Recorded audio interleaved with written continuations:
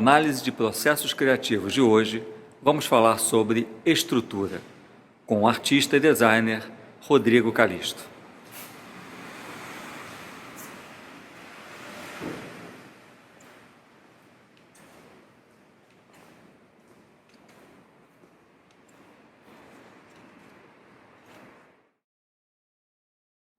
Estou aqui com o Rodrigo Calisto, no ateliê dele na Rua Camerino, que é um lindo espaço onde ele reúne a área de produção e a área de atendimento de seus clientes e do circuito de arte e de design. Rodrigo, o que você pode colocar como diferencial a partir do momento em que você se estruturou com esse projeto desse ateliê tão bem formado, e como é que foi também a sua história em relação aos seus espaços e a questão de estrutura? Alexandre, bom dia, tudo bom? É curioso porque esse não é o meu primeiro ateliê, né? Esse é o meu terceiro ateliê e do primeiro para agora são quase 20 anos. Então é natural que cada um que tenha sucedido o anterior tenha carregado consigo uma série de sonhos, uma série de desejos, de necessidades também. E o que eu sinto de diferente talvez não seja nem em relação ao externo, mas eu sinto diferente em relação principalmente ao interno. Porque o que mais me motivou a fazer esse ateliê foi satisfazer todos os sonhos, todos os desejos, todas as necessidades de um artista que habitam e habitavam em mim. Então vim para cá depois de ter estado no Estácio durante 3 anos, depois de ter estado do outro lado da rua durante quase 16 anos e aqui agora recentemente são só 3 anos. Eu sinto que em todos esses lugares que eu tive, eu sempre carreguei comigo muito do meu berço, da minha educação, que é ter pais que são extremamente organizados, e eu senti essa necessidade de ter um espaço onde eu pudesse receber as pessoas como um bom filho de nordestino que eu sou, né? Eu adoro receber, meus pais adoram receber, expor os meus trabalhos, em primeiro lugar para mim, né? Para que eu olhe para eles e com eles aprenda, me desenvolva e encontre, né, neles e através deles esse sentimento de renovação, de inspiração e de se manter em movimento constante. Então o ateliê, ele é minha casa, ele não é só um ateliê para ser visto ou ser mostrado, ele é aonde eu habito, onde meus trabalhos nascem e aonde eu entendo que tudo que eu faço é possivelmente uma grande conexão com as pessoas que eu acabo conhecendo ou com aquelas que eu já acabei de conhecer, né?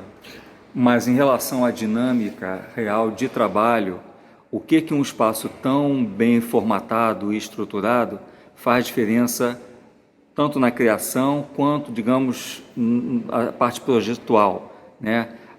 Os prazos, as colocações que você tem, o embate que todo artista tem em relação a essas exigências de mercado e de circuito. Olha, essa é uma pergunta até fácil de responder, porque o tempo ele é uma medida finita para todo mundo, né? Diariamente, semanalmente, mensalmente, anualmente, em décadas, enfim. De qualquer maneira que ele seja medido, ele acaba sendo finito. E você trabalhar num espaço onde você demande mais tempo para procurar, mobilizar, realizar, significa que o seu tempo de produção vai ser cada vez mais curto. E eu acho que, não posso falar por todos, mas eu talvez possa falar por alguns, o sentimento que o artista mais sente dentro dele urgindo é essa relação que ele cria com o tempo, né? Com o tempo do pensar, com o tempo de se relacionar, com o tempo de produzir. Então o ateliê para mim hoje ele manteve toda uma estrutura cerebral e toda uma estrutura emocional minha organizadas fisicamente. Eu acho que essa é a melhor definição, né? Ter as coisas organizadas, ter os trabalhos preservados. E talvez se a gente começar a falar sobre isso, você vai ver que a gente vai possivelmente falar sobre o respeito com o próprio trabalho, sobre o respeito com o que a gente quer mostrar as nossas pesquisas para as pessoas que acabam vendo o trabalho. Esse aqui é o meu ateliê. Eu acho que cada artista ele tem o seu ateliê, ele tem a sua maneira de se relacionar consigo, se relacionar com a sua obra. O importante é que ele se ache dentro desse mundo todo que se cria, né? E você podia mostrar para a gente como é que você distribui esse espaço? Eu acabo que tem essa vida binária, né? Eu até nem sei mais se é só binária, mas eu sou designer de formação e acabei começando na marcenaria muito jovem, eu tinha 20 anos.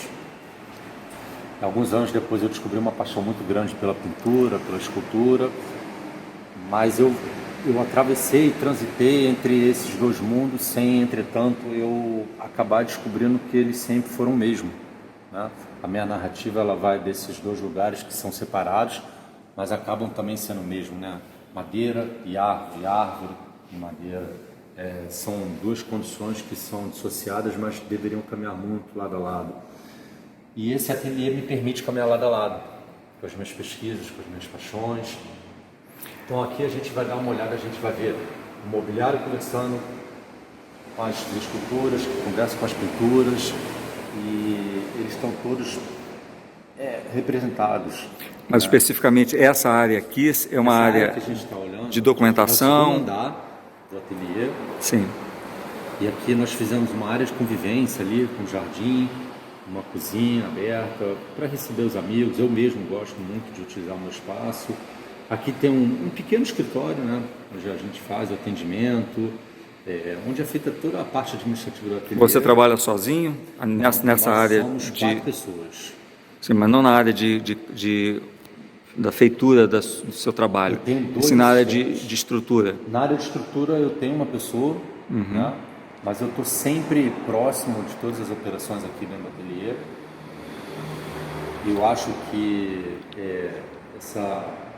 essa participação, né, ela vem por 2 necessidades. Primeiro, porque eu gosto muito, né, de ter essa compreensão holística do que está acontecendo no ateliê. E segundo, porque eu sinto que talvez essa seja uma característica comum a todos os artistas, né, que é eles estarem sempre suprindo as suas necessidades da maneira como eles podem, né? E que nós vamos acabar dando um giro aqui e vendo, são obras, são mobiliários, são pinturas, são esculturas, o espaço aqui em cima, tem uma área de acervo também aqui atrás.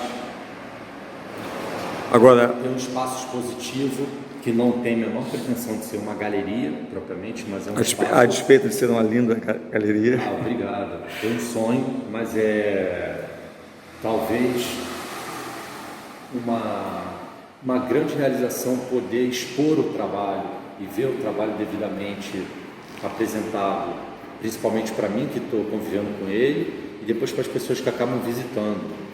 Bem, seria ingênuo perguntar assim, a diferença da recepção do circuito, dos clientes, para uma área tão bem elaborada, quer dizer, de uma forma tão...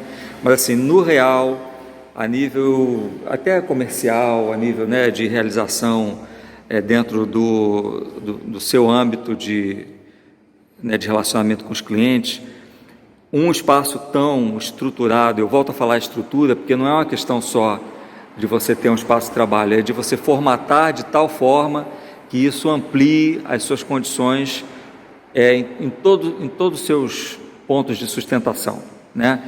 O que você diria que é a diferença, digamos, de um cliente anterior para um cliente que chega hoje no seu ateliê e vê as obras e os trabalhos expostos desta maneira?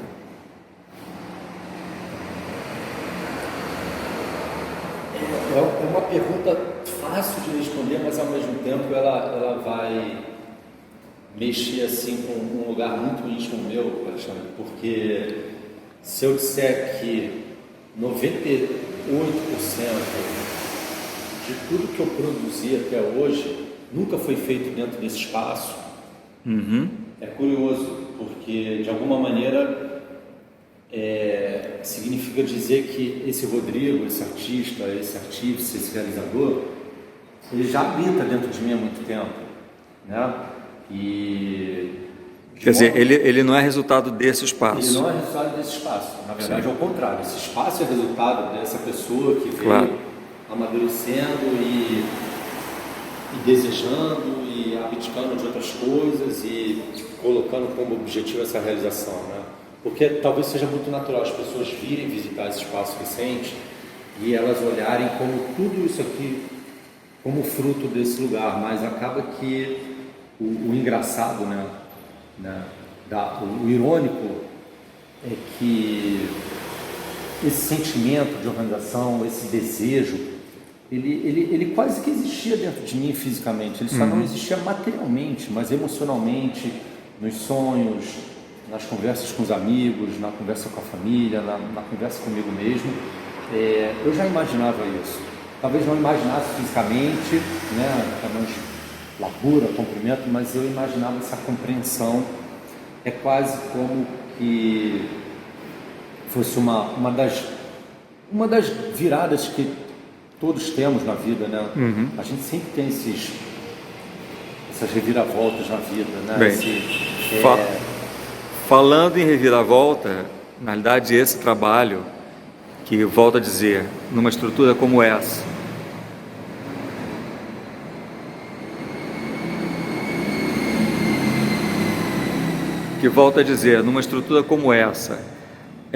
faz né, muita diferença da forma que ele expõe. Ele fala de um momento seu específico, né, grave, você é uma sobrevivente em determinada forma, e eu queria que você falasse um pouco dessa sua série aqui de trabalhos, até onde você possa esclarecer para as pessoas como é que é o processo dela. Então, é curioso você apontar para esse trabalho que está aqui exposto, que havia um planejamento de fazer uma exposição antes da pandemia, e eu vou deixar para 2022. Esse trabalho que você está mostrando é de 2017, por exemplo. A gente está em 2021, esse espaço foi construído, inaugurado, eu fiz a obra pessoalmente durante quase 9 meses, em 2019. Então, esse trabalho sempre existiu, né? Eu digo, desde 2017. Ele só está aqui, talvez devidamente apresentado, devidamente organizado, com todo o respeito que ele merece. O que está sendo mostrado é uma série minha de pinturas de técnica mista, né? Que envolve folha de ouro, envolve papel, tinta, acrílico, e foram resultado do período que eu passei internado por conta de uma leucemia, né? Eu sou transplantado de medula óssea, e nesse período eu fiquei 10 meses hospitalizado, e eu transfundia muito tempo, e convivendo com essas bolsas diariamente, não diariamente, mas em períodos assim longos, eu tive uma compreensão de que a única maneira que eu poderia sobreviver dentro de um quarto de hospital era transformando o quarto de hospital naquilo que eu mais me sentia em casa, que era o meu ateliê. E eu comecei aí a desenvolver esse trabalho ainda hospitalizado, no qual eu desenhava dentro das bolsas de sangue, manipulando e já imaginando quando eu saísse do ateliê, quando é que eu poderia transpô-las, né, para essa plataforma física, que nesse caso é o papel, a folha de ouro, a tinta. O nome dessa obra se chama Simbiose, porque simbiose é essa relação de concomitância, de ganho mútuo na vida. E o trabalho ele é feito a partir das bolsas de sangue que eu transfundia.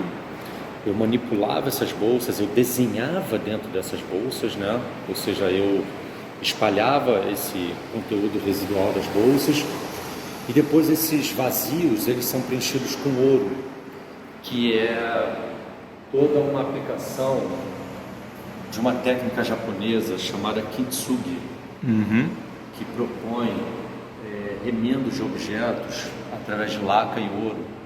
Sim, para revalidar o sentimento. Porém, mais do que assim, a reconstrução física nasce nessa época uma tradição de que não importa quantas vezes uma forma se quebre, a essência nunca A essência, muda. exatamente. O sentimento da essência. Então, eu uso o ouro exatamente para evocar esse lugar do sublime. E mais do que isso, talvez, seja a ideia de que o ouro hoje preenche os espaços vazios. E esses espaços vazios estão vazios porque são o sangue que estava dentro de mim. Então, eu tentei, né, criar essa relação historicamente cultural que o homem estabeleceu com o ouro, né, como matéria-prima. Como uma pedra nobre, absoluta, né? Assim, em diferentes reflexões, né, monetária, cultural, espiritual, as civilizações faziam muito uso, né, do ouro para poder evocar esse legado divino. E no caso da obra, o ouro ele está aí exatamente para colocar em exaltação o que é a vida. Então, agora tem um aspecto muito importante que você, nesse período em que você, né, foi cerceado pela vida, se propôs um tempo de espera e você continuou a criar, na realidade você fez do seu problema, né, uma base de inspiração ou de resposta para aquele momento da sua vida, e aquilo se transformou na sua estrutura, né? Aquilo era o seu limite. Como é que foi essa relação quando você tem que reduzir, quando qualquer artista, por questões pessoais, financeiras, de vida, de etapa, e como foram os primeiros ateliês que eram muito menores, mas como é que é essa questão de se relacionar com a sua estrutura quando ela é precária ou mínima? Vou tentar responder da seguinte maneira. Você já perguntou para um artista quando ele tira férias? Ótimo isso. Um artista não tira férias nunca. Ele pode ir para uma praia, ele pode ir para um campo, ele pode ir para o cinema, mas não existe esse lugar de se desconectar de si, se desconectar dessa disciplina, né, de olhar, de se relacionar com a vida e buscar significados nas coisas que nós somos vistos, sensibilizados ou estamos sensibilizando alguém. O que aconteceu com esse ato foi que eu fui retirado do meu lugar né, diário de convívio, que é o meu ateliê, são as minhas andanças pela vida, e fui assim imobilizado num quarto de hospital durante esses 10 meses. Mas a cabeça, o coração, tão logo o meu corpo ele conseguiu recuperar uma pujança mínima, né, física e fisiológica, eu acho que ali o espaço ele era só uma blindagem física, porque o coração, a mente, todo o sentimento ele estava e Não, sempre esteve muito tudo fora. bem, eu concordo que assim, isso tem muito a ver com a questão da inspiração ou da essência do artista de que tem que criar, quer dizer, ele é um criador o tempo todo. Sim. Mas, de qualquer maneira, eu queria que talvez você buscasse em algum momento, em algum lugar, o que o delimitar determinada estrutura influi no trabalho, talvez na fatura do trabalho, na resolução do trabalho, na forma, quer dizer, ou na espera do trabalho. O que você poderia pensar em relação... estando no hospital, como é que você se relacionou, por exemplo? Você separou, você desenhou, você apenas pensou, você rascunhou aquilo que seria esse projeto? Primeiro que quando eu comecei esse trabalho, nessa obra, eu nem sabia que era uma obra. Era uma maneira de eu me manter vivo, né, nas madrugadas. Era uma maneira de eu, talvez, dizer para o meu corpo que eu iria sair daquela condição. E só um tempo depois que eu percebi que o trabalho poderia virar uma obra. Foi aí quando eu encontrei, naturalmente, uma possibilidade física, talvez, né? De sair, de extrapolar o lugar do hospital. Mas o trabalho continua sendo realizado. E talvez eu falando aqui com você, eu encontrei um paralelo com o que a gente está conversando, que é esse ateliê ele sempre esteve dentro do meu coração. Ele só não existia. Sei. Essa obra, quando eu estava no hospital, ela sempre esteve dentro do meu coração. Ela só não podia ainda existir materialmente, né? Fisicamente. Estou fazendo um trabalho agora que se chama O Invisível Também Tem Forma. Ótimo. E Lindo. essa ideia de que os sentimentos, né, as memórias, apesar de elas não terem formas definidas, elas têm uma forma dentro de nós. Né? Que forma é essa? Talvez a gente não tenha uma compreensão e talvez nós não tenhamos que ter uma necessidade de saber se ela é geométrica, se ela é orgânica, se ela tem cor, se ela não tem cor, mas ela evoca, sabe, atividades sensoriais dentro de nós. E tanto essa obra quanto o ateliê, quanto uma obra que está dentro da cabeça de um artista, essas obras têm forma. E eu sinto que a grande busca é exatamente dar forma a esse sentimento. E como designer, a procura da forma, que talvez seja a meta principal de um designer, até mais do que o artista, né? O artista talvez possa trabalhar apenas com conceito, mas o designer, ele, de certa forma, ele tem que chegar até a metalinguagem. De qualquer maneira, ele tem que chegar até a resolução da forma.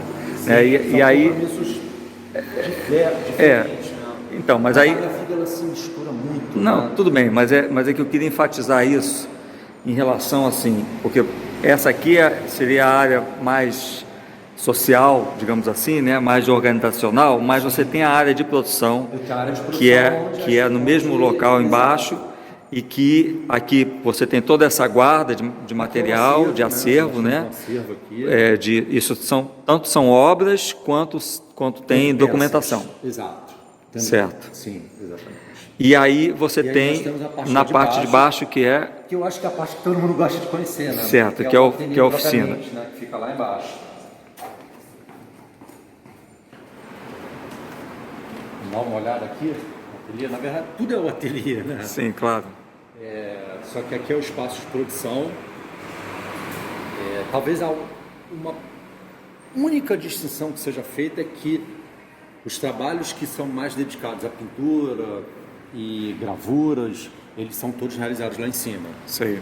E aqui fica uma parte mais dedicada não só aos meus trabalhos com mobiliário, mas aos meus trabalhos de escultura, Sim. que são majoritariamente feitos de madeira. Agora, considerando, você falou lá que você é uma pessoa organizada, mas assim, considerando ateliês que usam madeira, você realmente é cartesiano no sentido de a estrutura que você montou, né? Porque ela é, além de ser muito bem formada, ela é praticamente um layout de ateliê. Nem parece que está em uso, como eu sei que está. É engraçado isso. Direto, né? Aí entram duas, eu acho que são duas rupturas que eu acabei promovendo ou colaborando com. E eu sei identificar exatamente de onde vieram, né? Vieram dessa minha criação com meus pais, eles serem extremamente organizados. Eu sou filho de nordestinos e funcionários públicos, né? Uhum. Então meus pais, assim, eles tinham aquela agenda toda cartesiana e eles tinham os rendimentos deles limitados. Então eles precisavam ser muito cuidadosos com as coisas que eles acabavam construindo em vida, né? Uhum. E eu sinto que eu acabei, talvez, trazendo desse berço duas rupturas. A primeira é a ideia de que talvez as pessoas tenham de que um ateliê ele precisa ser caótico, né? Esse é o primeiro ponto, talvez. E ele precisa ser da maneira como o artista vai se relacionar. Essa é a principal característica que eu sinto que um ateliê tem que ter. Se o artista é organizado e para ele funciona dessa maneira, que seja assim. Se ele é caótico e ele se acha dentro desse caos, ok. E a segunda, né, para não ficar muito distante da primeira, também é a imagem tradicional que as pessoas têm de que uma marcenaria, né, ela tem que ser desorganizada, ela tem que ser suja, ela tem que estar empoeirada. Ela está, em algum dos seus momentos, nessas condições, mas a ideia principal é que o nosso convívio diário aqui, ele seja extremamente renovável, sabe? E que a nossa intenção, o nosso bem-estar, eles estejam sempre no máximo da sua potência para que o trabalho consiga também sair no máximo da sua potência. Mas o que essa estrutura tão, digamos assim, bem finalizada, imprime no trabalho? Quando é que você acha que essa organização completa Eu sinto que... Por exemplo, desculpa perguntar, você trabalha com madeiras certificadas, você tem uma espécie você usa as madeiras brasileiras de uma forma quase museológica, né, e científica, e aí, nesse caso, você procurar o que você quer para você guardar do jeito que precisa ser guardado, tudo isso faz diferença no resultado final plástico. Sim, sem dúvida. Vamos esquecer a madeira. Vamos falar que eu trabalhasse com barro, Sim. com ferro, com ouro, com vidro, qualquer um desses materiais. O que une todos eles é que eles são recursos naturais da vida. Uhum. Então, assim, eu sinto que o mínimo que qualquer pessoa que trabalha com qualquer uma dessas riquezas que são extraídas da terra é fazer um bom uso, não promover desperdício, organizar da melhor maneira possível para que você continue fazendo a utilização quase que total daquilo que já foi extraído. Então, no caso, a madeira, ela talvez evoque assim um sentimento mais imediato, porque existe uma associação, como sempre há e deverá existir, da madeira com a árvore, né? Mas o que eu estou tentando promover é a ideia de que o vidro, né, o ferro, o barro, eles também, né, eu conheço outros artistas que também estendem as suas práticas, apesar de não trabalhar com madeira, todo esse sentimento de organização, de preservação. E mais do que isso, tá, Alexandre? Eu comecei a perceber depois de um tempo que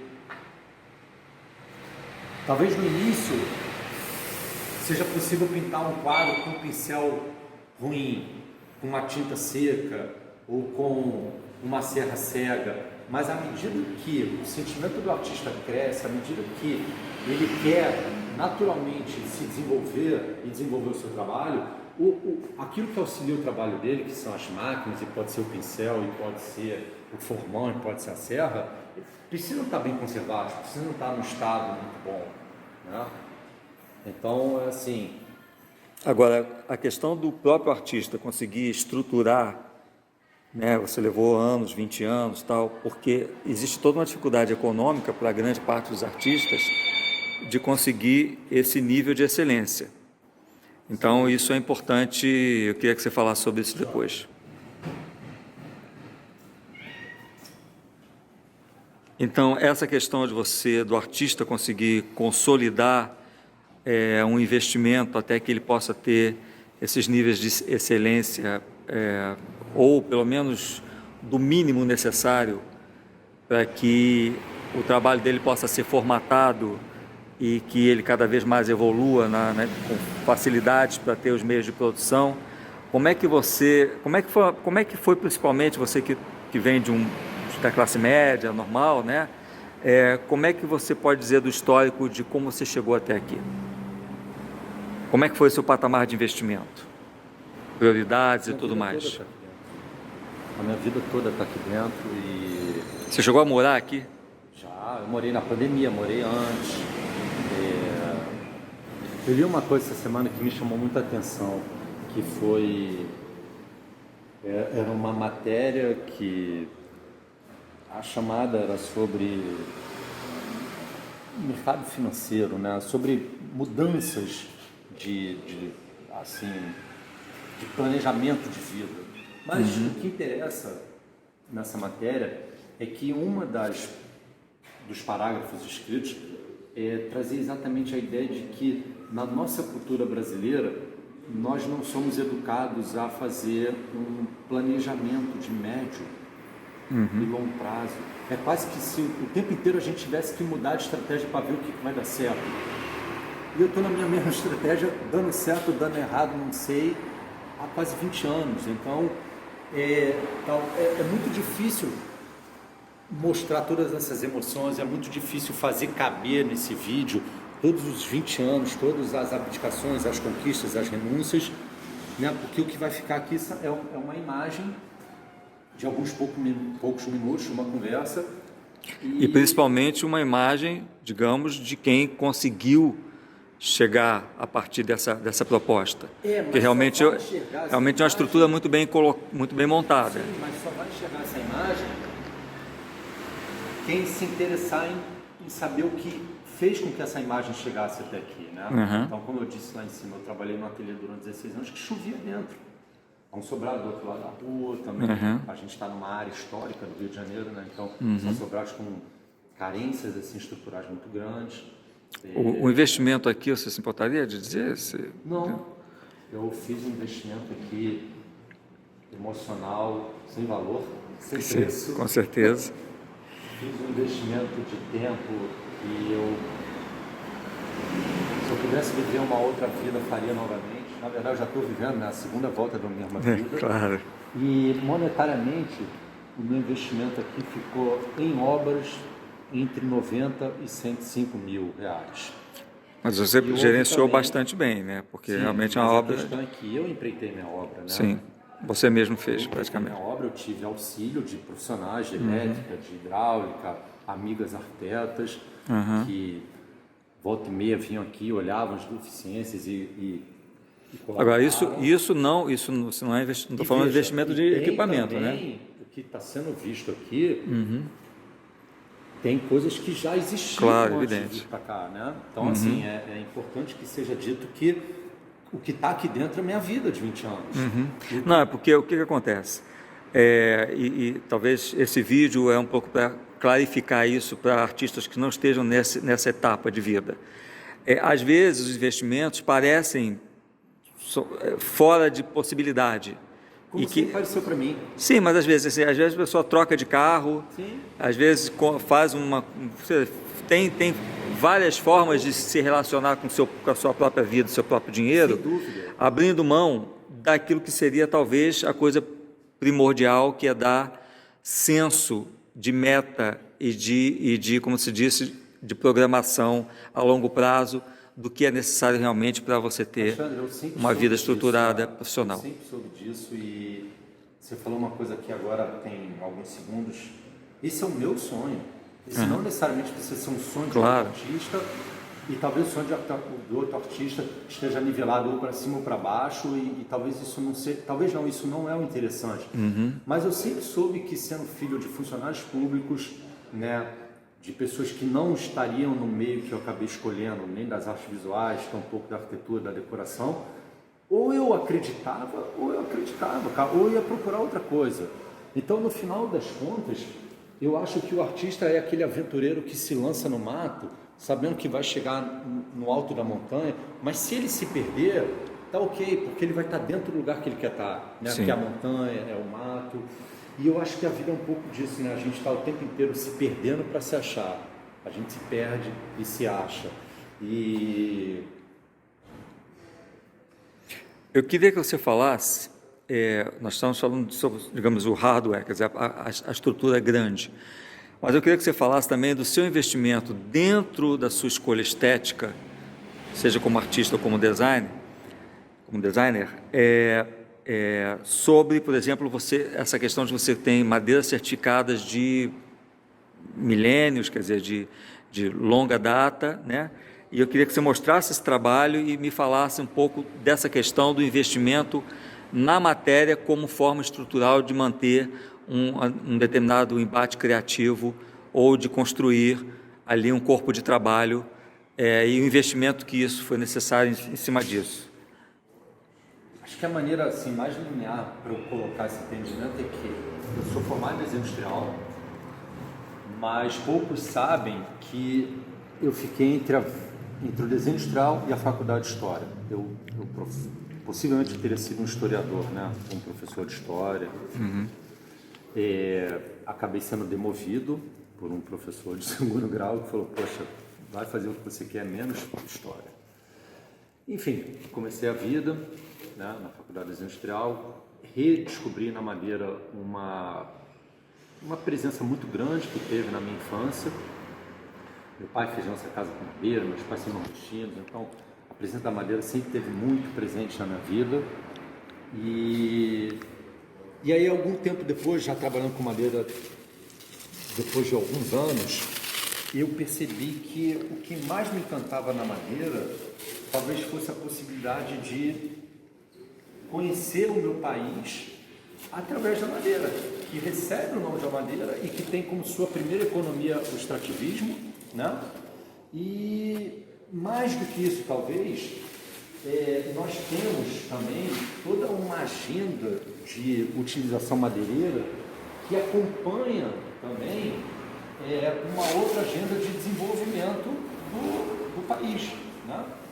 Então, ao longo desses poucos séculos que nós temos no Brasil, a gente pode perceber como que a dizimação da Mata Atlântica brasileira, então as espécies que são muito presentes, né, como pau-brasil, jacarandá, peroba do campo, peroba rosa, para não citar outras, foram sendo suprimidas. Então, trabalhar com madeira hoje, para mim, talvez antes de qualquer forma, antes de qualquer objeto, uma possibilidade de viver um Brasil que não existe mais. Sim. E aí foi exatamente o momento onde eu trouxe para dentro do meu trabalho a utilização de madeiras centenárias.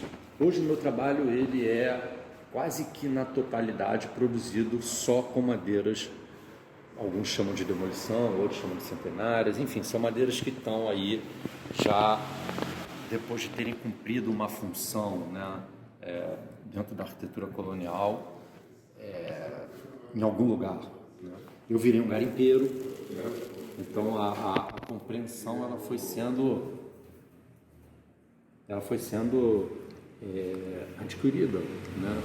Não foi uma coisa que foi formatada e planejada de uma hora para outra, né? Eu fui quase que transitando entre esses lugares até poder ter essa compreensão maior do que o meu trabalho falava, né? O que eu me propunha falar, o que eu queria discutir, o que eu queria colocar em teor crítico.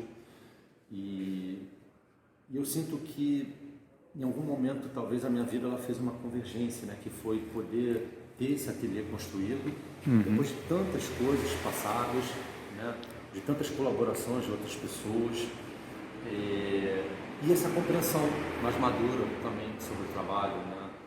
Porque é natural que em algum momento da vida a gente esteja sempre experimentando, mas também é muito satisfatório a gente saber que está experimentando com um direcionamento, com um propósito, com uma intenção, né? Sim, mas nisso fica também um investimento, que eu diria que também é estrutural, não só de tempo. Por exemplo, você encontrou um acervo de madeiras antigas e você investiu nisso porque viu naquilo a possibilidade de propor ao seu trabalho um ganho em todos os níveis. Eu não sei se tem essa compreensão, tá? Não, mas sua ou das pessoas? Minha, principalmente. Eu não sei se eu tenho essa compreensão. Na verdade, eu sinto que...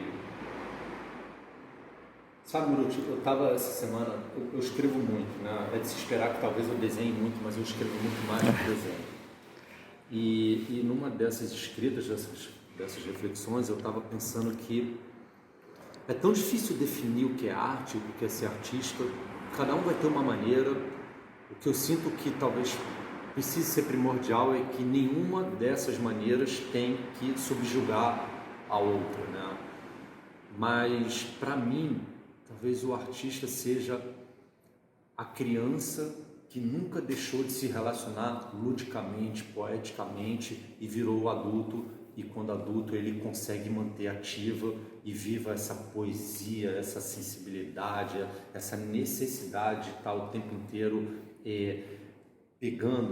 captando esses sentimentos seus ou dos outros ou do mundo e tentando materializar ou numa pintura, ou numa música, ou numa poesia, ou num mobiliário, né? E essa é uma parte bonita da história. A parte feia é quando cada uma dessas representações começam a lutar por um espaço que deveria ser de todos, né? Então um quer ser mais do que isso, o outro quer ser isso pode, isso não pode, ou isso não é. E para fechar a metáfora da criança, eu penso que assim, quando nós éramos crianças, a gente gostava de brincar com quem? Com os amigos que não eram chatos, cara, que não ficavam ditando como a brincadeira ia ser, quando que ela ia durar, como que, enfim. E aí, quando adulto, né? E principalmente como com essa